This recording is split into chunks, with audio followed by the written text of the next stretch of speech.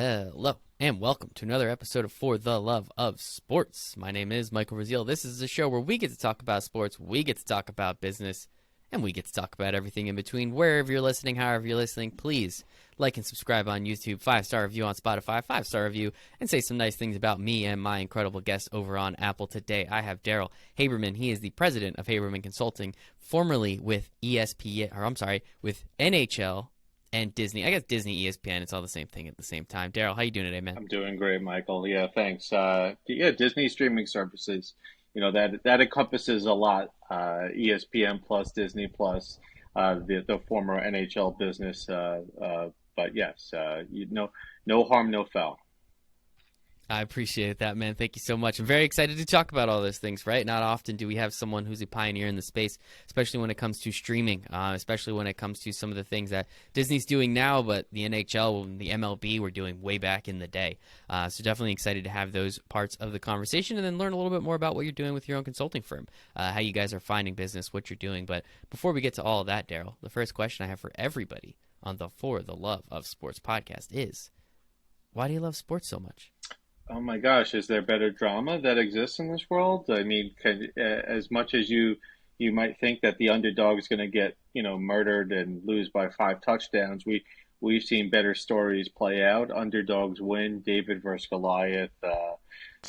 Skill, the finesse, the theater is just exhilarating.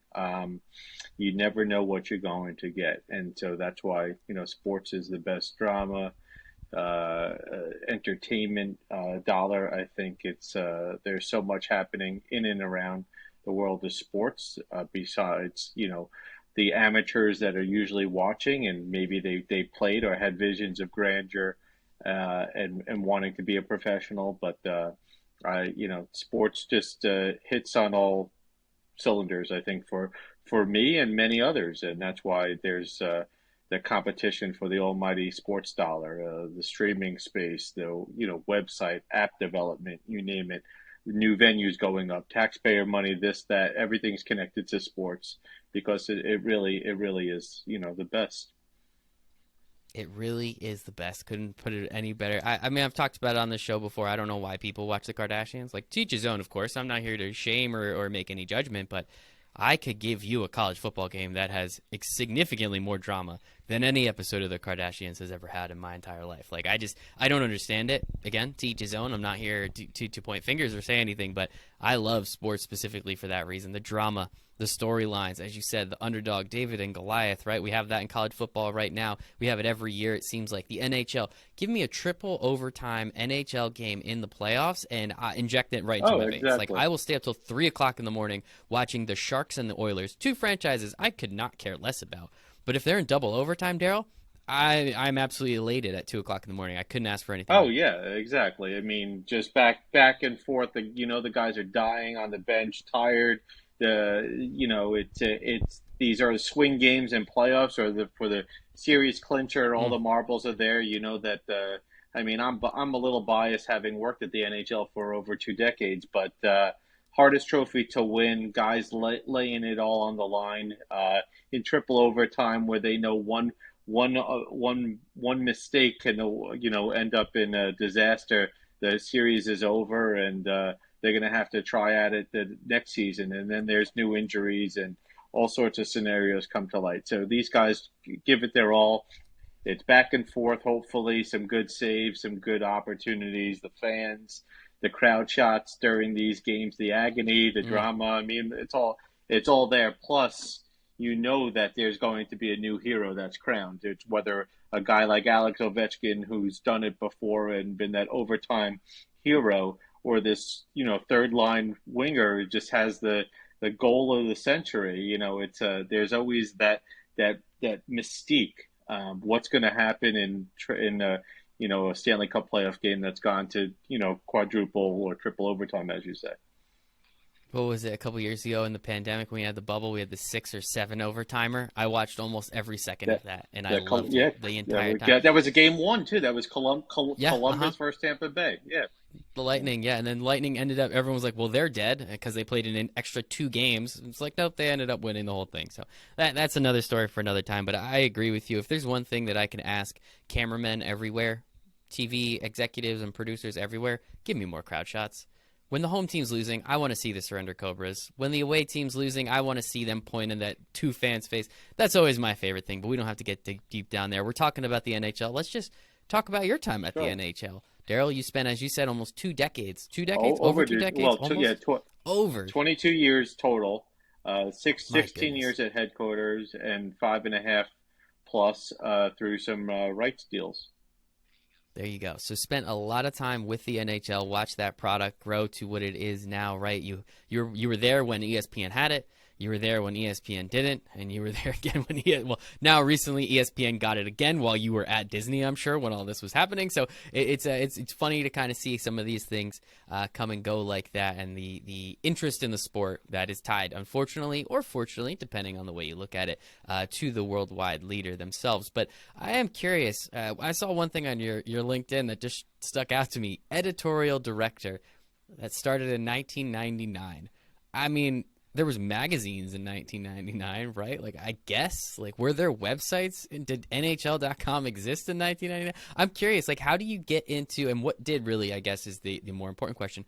What does the content, quote unquote, game look like in, prior to Y2K? Okay, so in 1999, in true transparent fashion, I didn't start as an editorial director. I started as associate producer, someone that was helping sort of lay that foundational groundwork for teams that didn't really have their own digital media departments, their content buckets.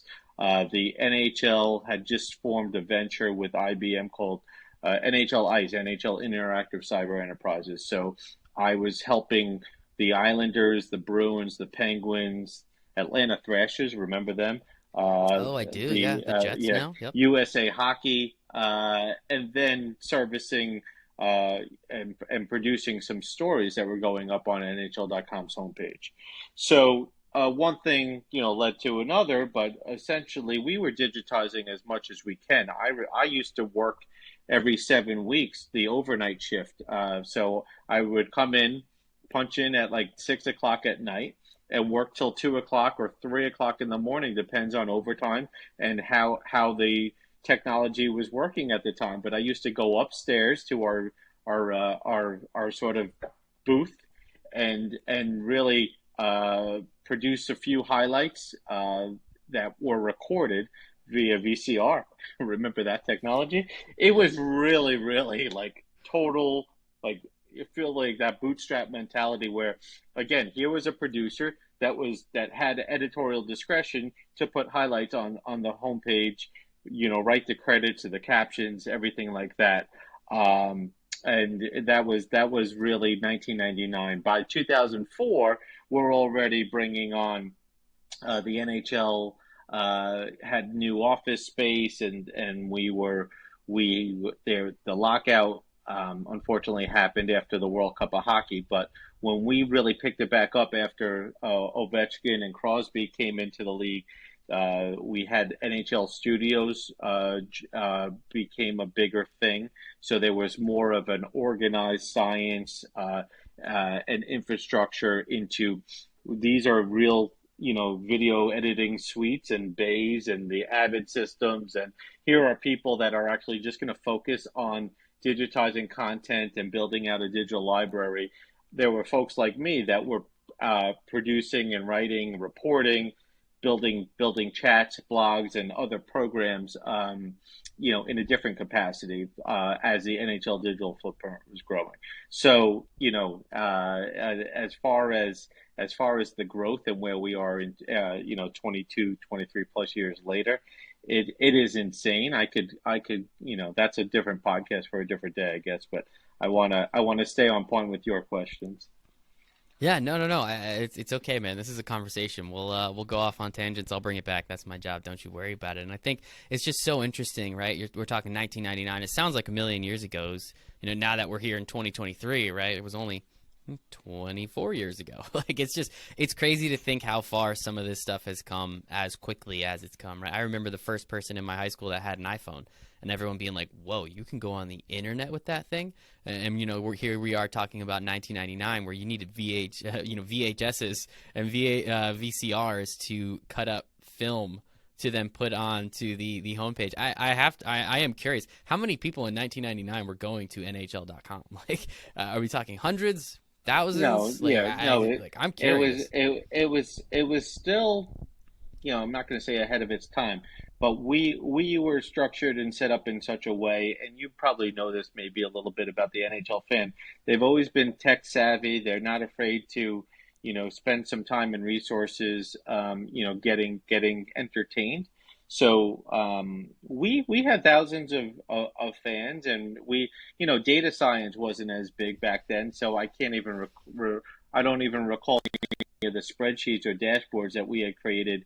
KPIs are different now than they ever were, but we had some engagement for sure, and that's what allowed us to, start building a blog community and get into the podcast era, and become more, mobile app focused, because we understood the needs and wants and desires of the hockey fan, whether you were a male or a woman, you attended games or you watched from afar. There was a good cross section of digital offerings, and what we came to know and understand. Plus, through some technology and rights partners, Google, Amazons of the world, the people that were putting on robust programs and knew how to engage audiences.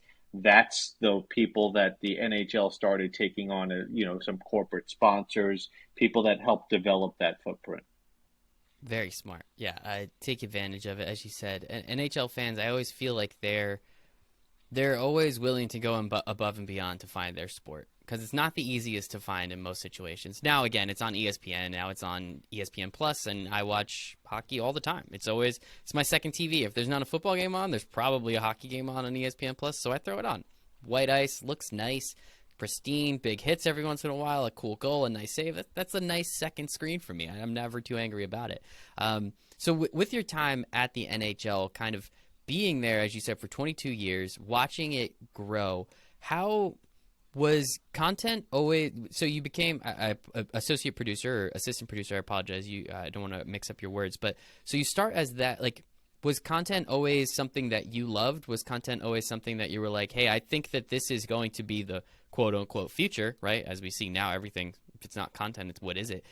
Was that something that you latched on to early, or was that something that they put you in that box and you actually were able to flourish understanding, hey, this is probably going to be pretty important just moving forward? Yeah, well, it was a little bit of both. I did go to school for sports media journalism. I did the TV, radio thing. I wrote, I reported.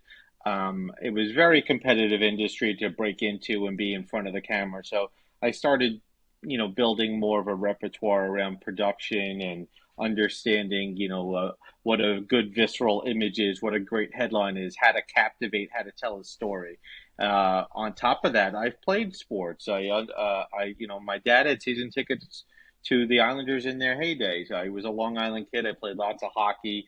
It was a great marriage. I was given a chance to work alongside the real writers, the people that actually wrote and reported a lot. I got to collaborate with them, build programs. I got to try my hand. I bylined, I don't know, probably 25, 30 stories over in the early years, before focusing more on building teams and system solutions for the NHL staffers that were dedicated to NHL.com and the mobile app. Partnering with our product guys, our web team, developing a content management system that was going to best support what we were looking to do. And you start realizing, all right, there's lots of hard work and strategy behind this, and how do we really develop this out so that we can grow and iterate and develop? And that's really, that was my calling. That's something that I'd love to be, not only a subject matter expert, someone that was going to help orchestrate and work with the sales and marketing teams and be cross functional in my job and my function. That's awesome. It's super smart. Obviously, you made the right bet, I guess is a good way to say it. Considering now kind of what I know we're getting into Web3 and we have those conversations all the time, but Web2 is just content, right? It's putting up videos, it's putting up pictures, it's putting up tweets. It's just getting information out there as quickly as possible, for the better or for the worse sometimes, but getting that information out there. So you started all this during, I guess we'll call it Web 1, and easily had a great advantage with it going into Web 2. And as you said, kind of your calling, and not just the fact that the making of the content, but it was the system, it was the strategies behind it that you were able to take advantage of and put those put everything into place so that this well-oiled machine is able to run and pump out the content that you guys are looking for. So kudos and congratulations. Very impressive on your part, Darryl. Well, thank you very much. I appreciate that. Please. Yeah, that's why I like having these conversations. I get to learn from cool people like yourself. And I know one other thing when we spoke prior to this that you spoke about a little bit was the actual help in terms of the athletes themselves. So one thing that we hear, and baseball and hockey both fall into this, kind of from the outside at least, right? Basketball. Who cares about teams? It's all about the stars, right? Like what's LeBron doing? What's Steph Curry doing? Doesn't really matter what jersey they're wearing. We could tell, like with LeBron, he changes teams. It feels like every couple of years at this point. People are going to follow him. They're going to see what he's doing, right? In NFL, it's all about the quarterbacks and a couple of the receivers, and that's about it. Everyone else is kind of, they're nice to haves. But the MLB and the NHL usually get criticism from this, for better or for worse, where their stars aren't really showcased that much, right? Austin Matthews, Connor McDavid. Like, why do I only see these guys in a couple commercials every once in a while? Mike Trout, just to bring baseball into it, one of my favorite sports. What was the idea, and was this your idea, whose idea, to get behind trying to help these athletes create content a little bit more and help these athletes get their personal brands out there? Because I want to see them more. They seem like funny guys. Like, let me see them more. Let me hang out with them more. Let me engage with them more. Where was the idea behind this, and how did you get put up to get put up to being one of the head guys on this? Sorry, I realized I had put mute. There's some things going on in the background here. The So great question. Again, part of it is orchestrating programs and understanding what fans desired. Fans wanted some of these marquee players to be available, answer some questions. So I started putting together some chats. We had a good run at it at the draft and organizing. I was helping moderate chats where you mentioned Connor McDavid. I remember, the draft in Florida where he came through. The Gauntlet did the photos and interviews and signed his hockey apparel. Did all the requirements. Part of one of the stops on the tour is stop in and chat with NHL.com users. So I was really focused on building a chat where fans can ask questions, of course, and we'd make it comfortable and casual. I did that throughout the season too, where we'd occasionally get like a guy like Chris Pronger or Jeremy Roenick. They'd come through either the NHL office or we'd get them on the phone and we'd do a little bit of a Q&A, and we would have to do some pre-promotion or work through some social media where the Edmonton Oilers or the San Jose Sharks or the LA Kings were going to make their player available or their executive available. And when you figure out all the what the recipe should look like, it's what's the ingredients and what's the best way to go about building this cake, this puzzle. So I've through a little bit of ingenuity and being industrious, you tap people on the shoulder or you volunteer and start taking this as your pet project. And so I did a lot of that, and I understood, how people work, what motivates people, of course, but also in showing my creative muscles. It's like, let's build a program here that we can then take to the sales and marketing people and spin out into a new sponsor and be a little bit more progressive and show that we're we're into, showcasing personality, and we're not just, reporting on game scores and showing highlights, but there's actually more to this NHL.com experience. There's more here. Fans should be invested.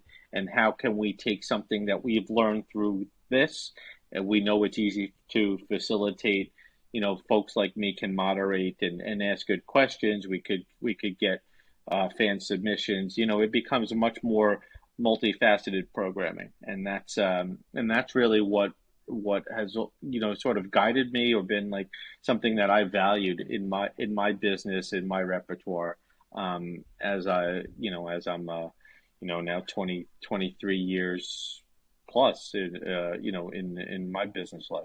It's very impressive, man, and I think it's so important that athletes. It used to be just about the teams, and in certain sports, right, it is still about the teams, but now there's so many. We can use the M word as millennial, we can use the Z word and Gen Z. Like, oh, all they care about is X, Y, and Z. Like, actually, we care about a lot of shit. We're just normal people, we're just a little younger. I think that's all, guys. It's really not rocket science here, but that's another podcast for another day, as you like to say. But it's I do want to know what the stars are doing. I want to know who they are and what they like, and it's cool. I watch them on TV every night, but I don't know. It's kind of like that Howard Stern effect, right? Or it's people that you aspire to be friends with. You want to know more about them, right? Like, I think I could sit down with Connor McDavid and crush a couple beers and have a good time.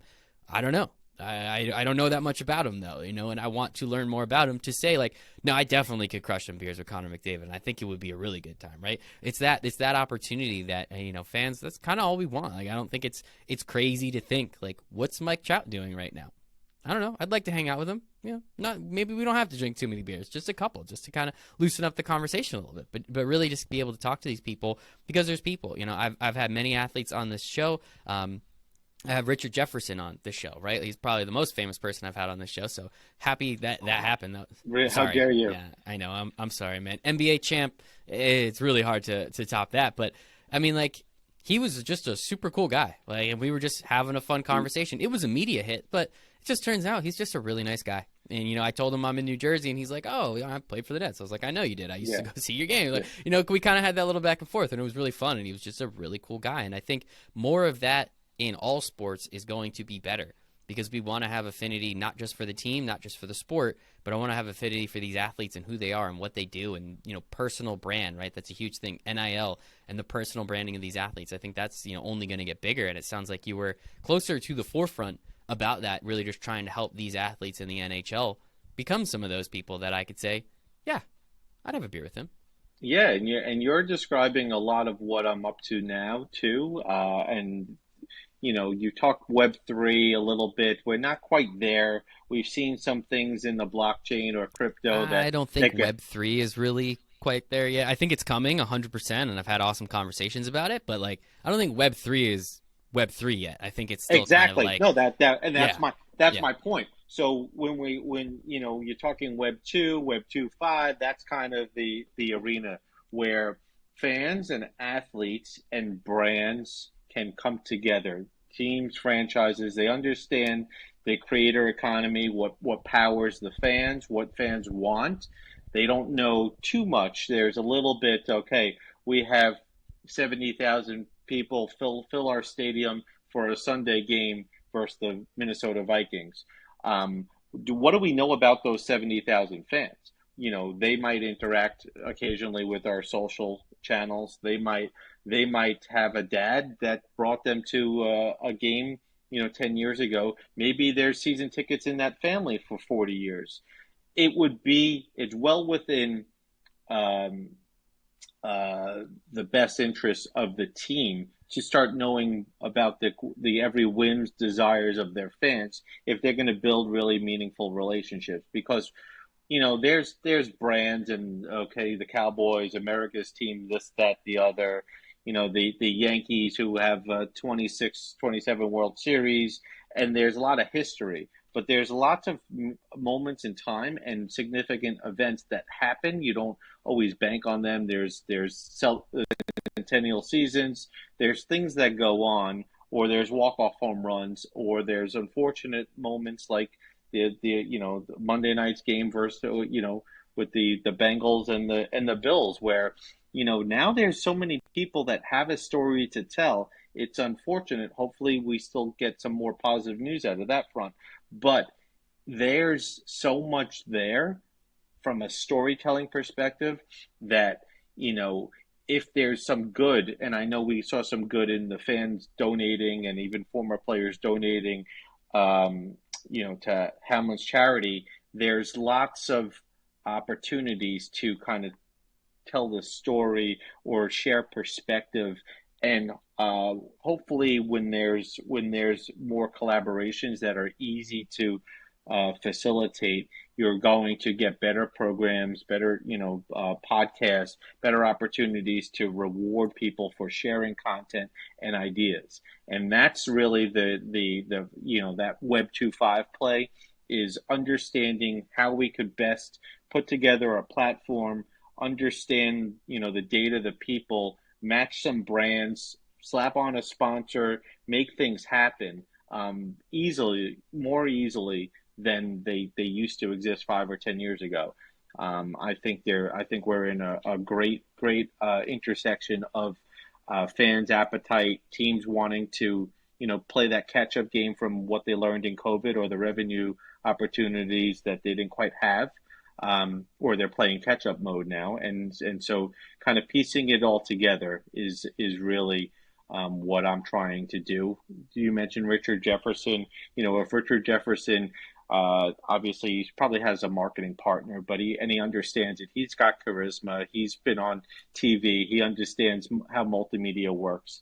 But there's a great opportunity for some of these young college athletes that are involved in NIL, or maybe they're not involved, but they're very enterprising and entrepreneurial, and they wanna capitalize on all the right moments in time and opportunities. And if they had folks that they could know, like, and trust and work with, that are fans, or they could meet at tailgate parties, they could host some things on behalf of big sporting events that are happening. I think there's the world is our oyster, as they say.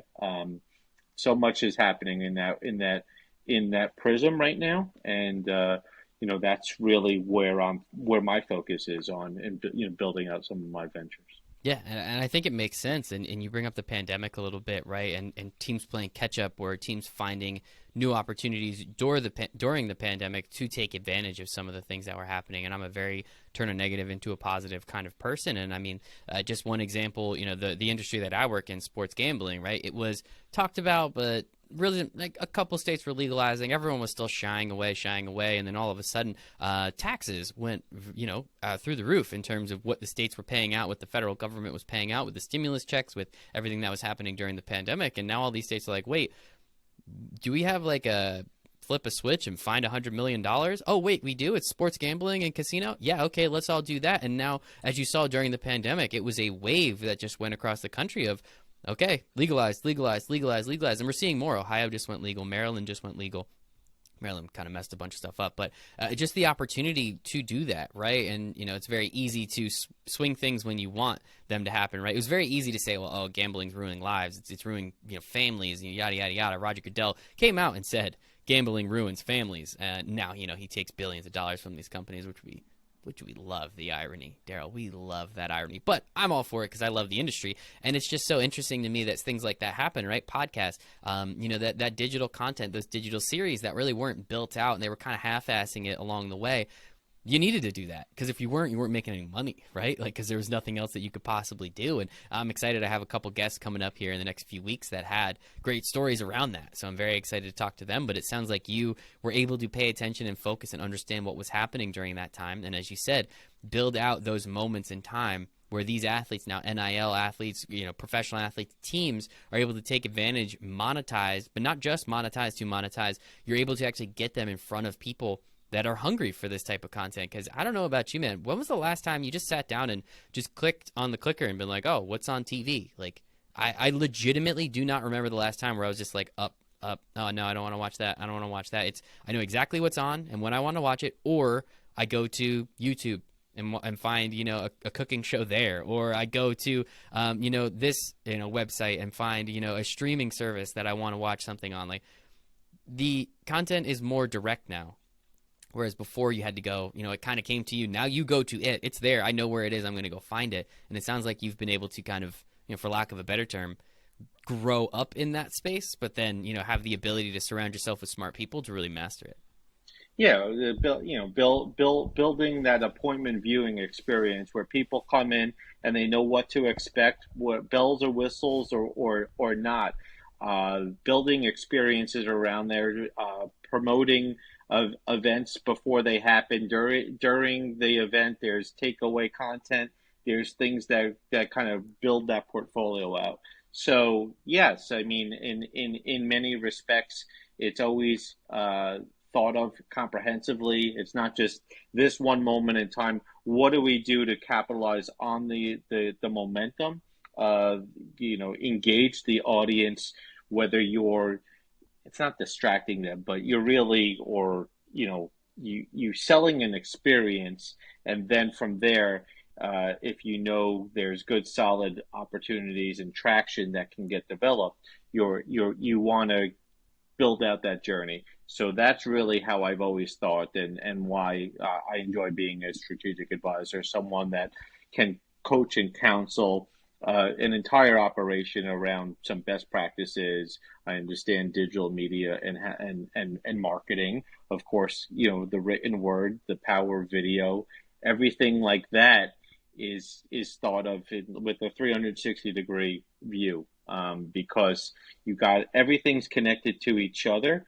And in the Venn diagram of sports, there's so much there, right? And that's it. People that are financially oriented might have a good thought or a vision on a way to make things, a little bit more clean or less cumbersome. And then there's marketing people that have so many ideas, and then there's writers that are like, oh, I want this story. So you've got to make sure that everyone can play nice in the sandbox, and that's really what my role, and how I seek out who good partners would be, the people that get the power of sports, the people that understand how things can work, and really how to really optimize a business. And how do you find those people? Not only just the people to surround yourself with, but also the brands that you want to work with, the athletes or the teams, or I guess the subject that you want to work with. I mean, there's a lot of business development here from multiple facets. You're just one guy, Darryl. I know you're amazing, but you're just one guy, man. Like, how do you find all these people? Because there's so many different areas that you need to touch, and especially on the brand, you have to talk to the right person or talk to the right people, and at the team or the person, right? Like, how are you able to put all of this together so cleanly, it sounds like? So there's a few different roads that I've taken. A lot of them, thankfully, in being in business for 23 years, I have a good amount of contacts that work in the same industries for the same team, the same leagues, whether they're still there or they've started their own business enterprise similar to myself. There's also the networking groups. I've done some stuff in the startup space, so you get to meet some real innovative thinkers. You learn about technologies, you learn about new platforms. I've been fortunate to have met the right people, and people that understand the value that I can bring to an organization, and they've been working on my behalf, maybe keeping me in mind as they connect with other people in and around sports. I've also very big into sort of like that venture starter space. So in that community, there's lots of people that fund programs. There's former athletes that get involved in some venture programs. You're probably hearing about those more often. Guys that have so much money in the bank, and they have their foundations and their meaningful causes, but the art of networking is super important. I do a lot of research on my own during the day in between meetings, and even coming on to podcasts such as yours. There's lots of great thought going around. I take that think tank mentality, and I'm not afraid to you know, be opinionated and really share my story and tell people, how things could be better or where I can fit in their matrix essentially. And that's, I don't have all the right pieces together right in the here and now. I've done a pretty good job. I'm very happy with my business and some of the opportunities, but I need more strategic partners, and that's really why I'm aggressive in talking about what's important to me, the ventures, making introductions, being a connector, and leaning into things that I know I could, optimize in some of these early stage functions. There's lots of help that's necessary. And if people, are looking for a good guide, someone that gets it from many different levels and can share perspective and calls of X versus Y. That's the realness and the voice that I like to carry. And it's been fruitful. And again, I'm happy with business, but you always want to be fully sustainable and have more projects and more retained relationships. So when I know that I have enough in the tank where I could hire a lot of people, and I'm doing things that are feel good, then I feel like I've made it. But right now, it's still a lot of hustle and chase. There's no such thing as feeling like you made it, man. Whenever you get to that point, it's always like, well, I could do more, and I'd rather do this, right? So there's never that feeling. So It's kudos and the work-life congratulations. balance. Yeah, Exactly. Yeah, exactly. right. Kudos and congratulations to you for building the business. I think it is awesome, and the opportunity again, Haberman Consulting. I mean, we've kind of beat around the bush a little bit about it, and we've really been able to dive into it here for the last couple minutes. But I'm just kind of curious, like from the like going out on your own standpoint, like starting your own business. I mean, you were a guy, you worked at the NHL. We didn't even get to touch on Disney. We might be able to here at the end for a little bit, but you worked at some, major giant corporations, some of the biggest in the sports space, Disney now, obviously with everything, ESPN and the such. Like what was it like finally going out and being like, I'm good. I'm gonna start my own, and I'm gonna see what I'm capable of doing. Because yeah, you probably could have went to one of the other leagues. You probably could have went to another big corporation and you got another job, and yeah, you made some good money. But like, what was the impetus to actually finally saying like, you know what, like that's always gonna be there. My expertise speaks for itself. I don't need to sell myself too much. Let's go out and do my own thing and see what we can do. Well, great question. I mean, there's a lot there. Having been in business for 22 years for major corporations, seeing how things work, being involved in some lockouts, some reorganizations, new rights deals, some new business priority. Things get misaligned as it relates to your role or your team or the resources that you get. So, in my enterprising fashion and talking, with my wife and figuring out what we need as a family, um, the work-life balance, the fact that I was working for the man, so to speak, for 22 years, and I knew I had at least another 22 years professionally. I wanted to, start building a practice that I was proud of, that I can be flexible and I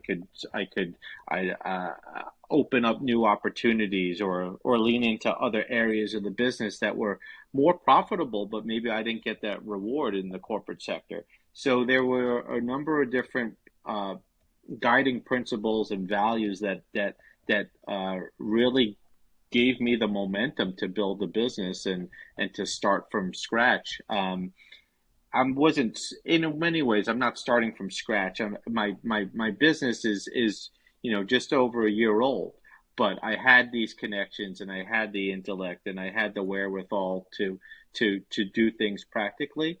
And I've built partners and I have people that also can serve as some coaches and mentors for me, or people that I trust, or they started their business similar to me, coming out of 20 plus years working for a corporate entity, and now they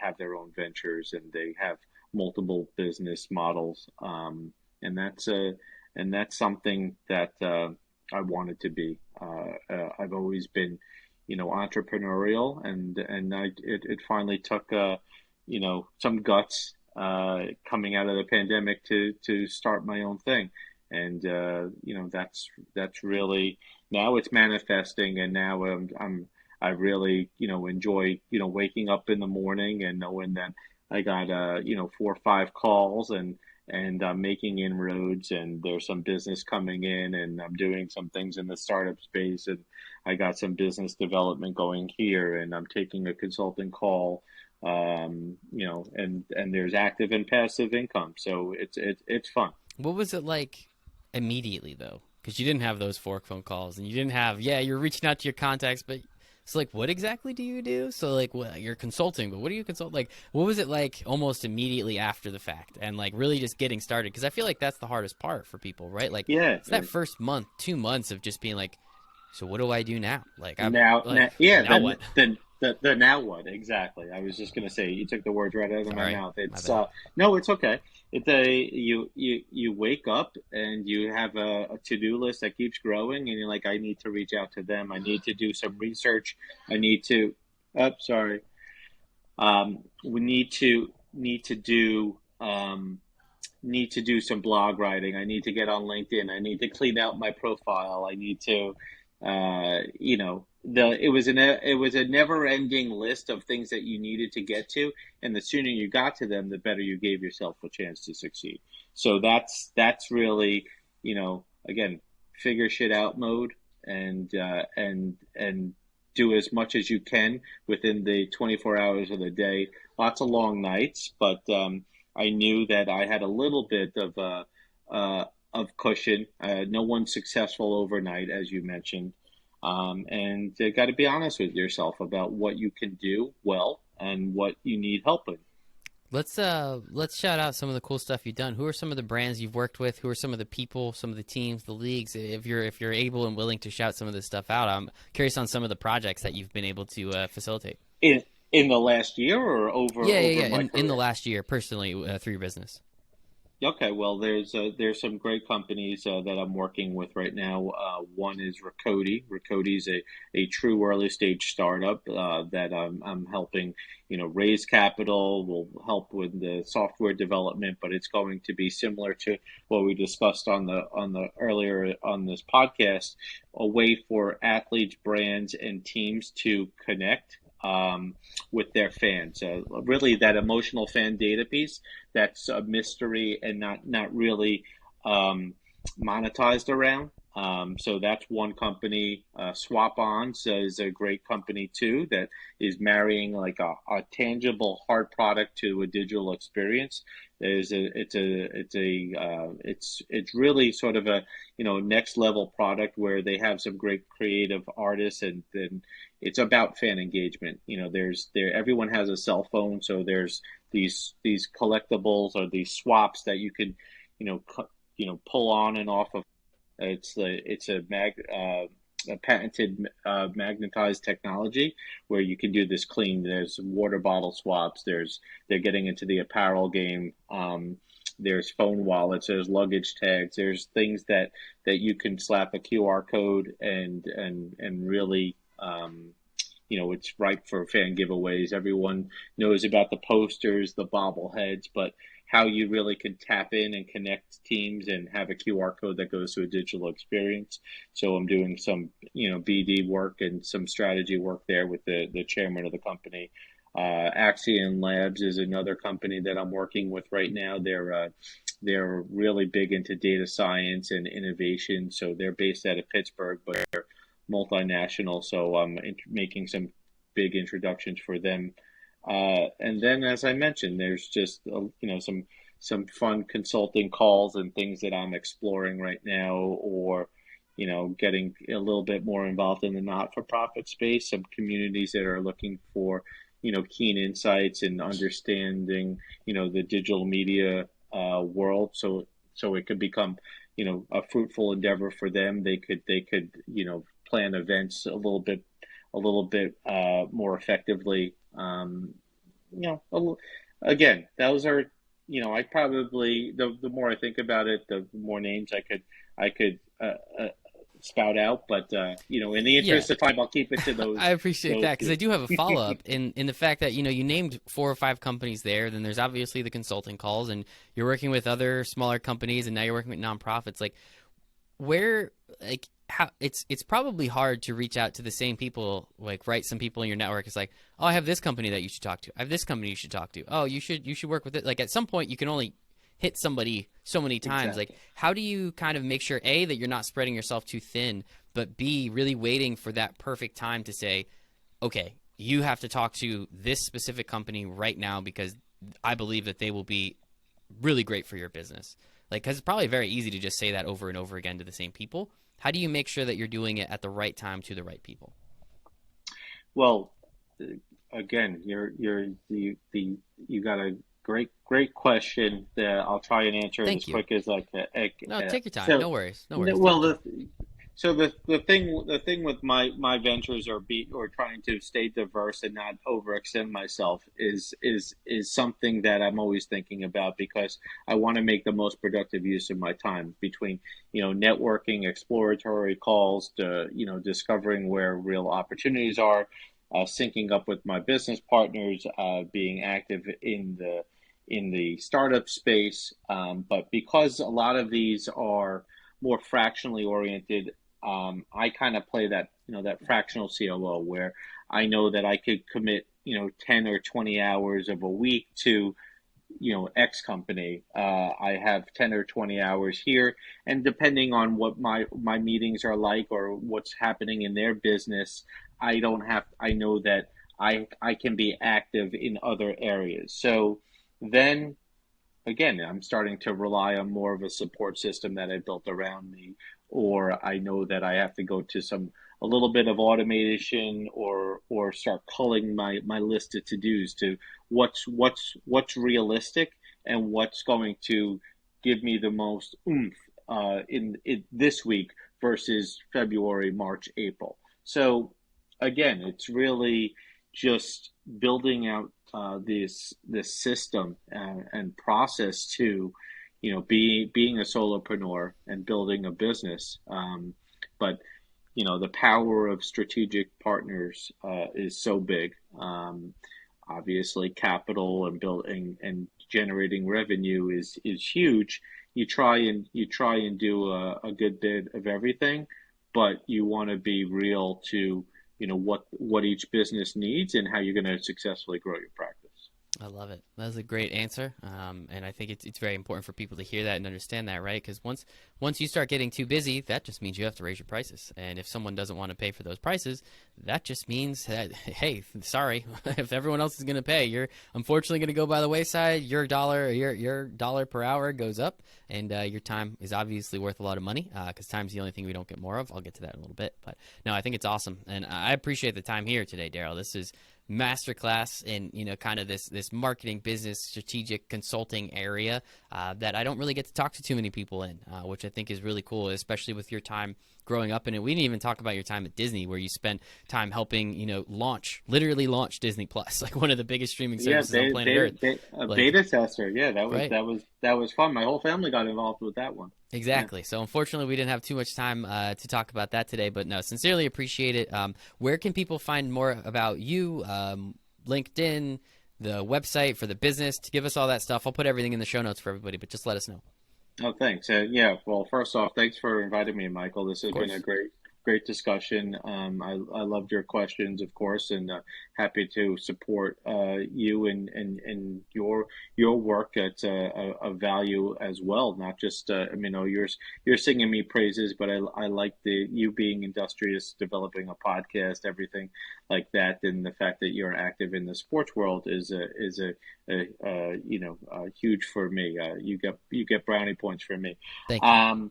As far as my business, yeah, I'm very active on LinkedIn. I'm probably as responsive or more responsive than most people in business. I think that's really lacking, unfortunately. So if someone found me on LinkedIn, wanted to talk business, thought that there's an opportunity, wanted to get to know me, that's always a good start. But I'm very visible, habermandigital.com.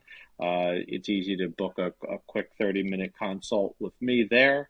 And the power of email and LinkedIn, it's all integrated. So I'm not hiding anywhere. I'd love to talk and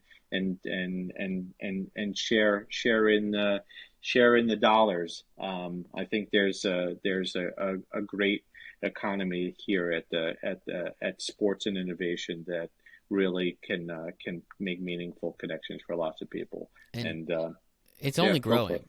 It's only growing. The more people I talk to in the space, the cooler the companies are, the more interesting the innovation is becoming. Like as you said, like sports, like the drama of it, but it's also, and I've said this probably on like the last 3 shows that I've had, it's the only appointment television left. Like there are very few TV shows that you have to watch at the same time as everyone else, or you're going to miss out on the conversation. Like you can't miss, the college football championship game. Like you're either going to watch it or you're going to learn about it as it's happening or right after it happens and know who wins, and then that's kind of it, right? So the innovation, the dollars, everything that is around sports, it's for a very specific reason. These media rights deals for the NFL, right, $10 billion a year for these channels to just have the NHL or the NFL, and now YouTube is going to be paying $2.5 billion. Like just these numbers are astronomical, but they make sense. Like it's unfortunately, whatever word you want to use strategically, it makes sense, and it's going to make more money than it costs. That's just Yeah, kind of how look it look works. at the Amazon Prime, TNF deal, and they said on their first game that they ever aired, they would just they beat their most liberal estimation. They were like the numbers and the traction there. It's crazy, but yeah, no one ever would have guessed it. Think about like guys like Joe Montana, what he would have made, in this day and age versus being a star in the '80s. It's nutty, but yeah, it's amazing how much sport is continues to grow, and there's really doesn't even feel like it's oversaturation here. F1, golf, cricket coming here, rugby, Soccer's pickleball, getting way soccer, yeah, pickleball. MLS I extension, yeah. love playing pickleball. I have zero desire to watch anybody play No, pickleball. I but don't really get that, I'm but saying all these sports are yeah. coming to America, and there's so much growth around them. So again, that's where the power of sport as the great drama and connector of it all is super fun to be involved in and to help orchestrate some deals and be that strategic advisor for many in this space. Well, I appreciate you for what you're doing, man. Hopefully, we can get some cool shit coming down the pipeline here. So, thank you very much one more time, Darryl Haberman. He's the president of Haberman Consulting, formerly with the NHL and Disney. Darryl, time's the only thing we don't get more of, so I appreciate you giving me some of yours. I appreciate the audience for giving us some of theirs. So, I want to thank everybody. Make sure to go check out habermandigital.com. I'll have everything in the show notes. But other than that, appreciate everybody. Have a great night. Thanks, everyone. Thanks again, Michael. Bye now.